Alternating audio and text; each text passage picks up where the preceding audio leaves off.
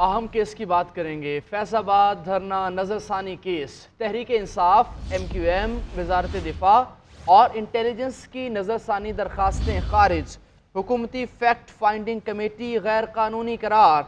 Supreme court का नया inquiry commission कायम करने का हुक्म। चीफ जस्टिस ने रिमार्क्स दिए, धरने का असल मास्टरमाइंड कौन था?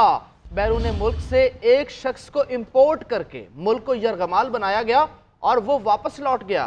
क्या कनाडा से कोई भी आकर धरने दे और कोई पूछेगा भी नहीं? क्या इस शख्स को दोबारा इंपोर्ट करके खिदमात ली जाएंगी? हुकूमत में तहकीकात करने की काबिलियत ही नहीं है। चीफ जस्टिस ने इलेक्शन कमीशन के वकील से इस्तफसार किया कि रातों रात सियासी जमातें कैसे रजिस्टर्ड हो जाती हैं। कुछ लोग कहते हैं पाकिस्तान में ऊपर से हुक्म आता है और कुछ कहते हैं कि पहिए लग जाते हैं।